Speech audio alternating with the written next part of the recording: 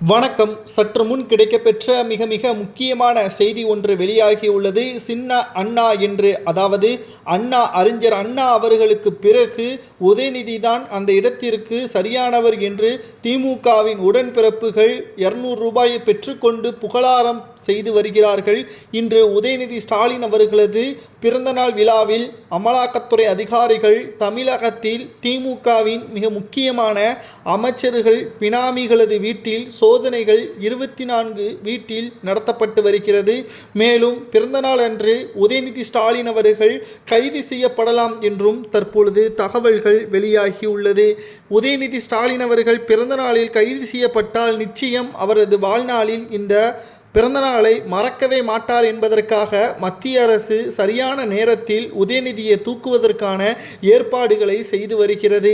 Red Jains நிறுவனத்தின் மூலமாக கடந்த 3 ஆண்டுகளில் மட்டும் சுமார் 450 படங்களை வெளியிட்டுள்ளார். இதற்கு பணம் எங்கிருந்து வந்தது? சரியான படங்கள் வெளியாகி மிகப்பெரிய தோல்வி படத்திற்கு வெற்றி படமாக அறிவித்து பல கோடி வசூல் என்றும் உதயநிதி அவர்கள் அறிவித்திருக்கிறார். மேலும் கருப்பு பணத்தை வெள்ளை பணமாக மாற்றுவதற்காகவே இந்த நிறுவனத்தை தொடங்கியிருப்பதாகவும் செய்திகள் வெளியாகியிருந்தன.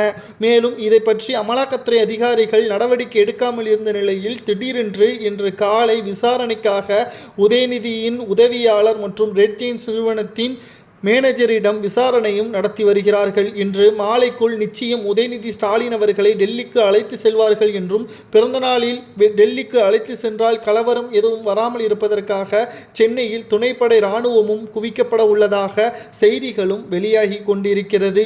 ஒட்டுமொத்தமாக திராவிட முன்னேற்ற கழகம் என்றாலே ஊழல்தான். அதிலும் கலைஞர், ஸ்டாலின், அதற்கு அடுத்தபடியாக உதயநிதி, கனிமொழி, ராசா இவர்களது வரிசை தொடர்ந்து கொண்டேதான் இருக்கிறது. ஆனால் தமிழகத்தில் மிக போற்றக்கூடிய தலைவர்களில் ஒருவர் தான் அறிஞர் அண்ணா அவர்கள். அவரது பெயரை இந்த பிறந்தநாளில் உதயநிதி ஸ்டாலின் அவர்களுக்கு சின்ன அண்ணா என்று கூறுவது எந்த விதத்தில் நியாயம்? நடிகைக்காக விஷத்தை குடித்தவர் தான் உதயநிதி என்பதை மறந்துவிடக்கூடாது.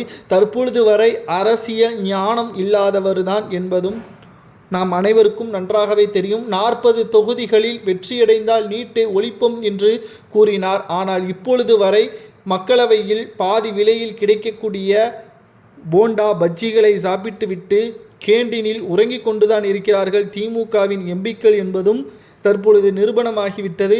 பிறந்தநாளன்று உதயநிதி ஸ்டாலின் அவர்கள் கைது செய்யப்படலாமா? அப்படி கைது செய்யப்பட்டால் கலவரங்களை நடந்தால் அதற்கு யார் பொறுப்பு என்பதை உங்களது கருத்துக்களை மறக்காமல் கமெண்ட் வாயிலாக கூறுங்கள்.